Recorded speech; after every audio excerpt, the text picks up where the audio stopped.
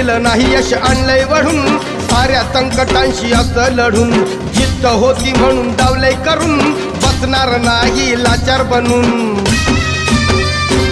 येत नव्हतं चाला या चढावरून आता तू चालणार गडावरून कुबड्यावाल्यांची नव्हती नुसतीच हुल कुबड्यावाल्यांची नव्हती नुसतीच हुल आम्ही ठरलोय आज सक्सेसफुल आम्ही ठरलोय आज सक्सेसफुल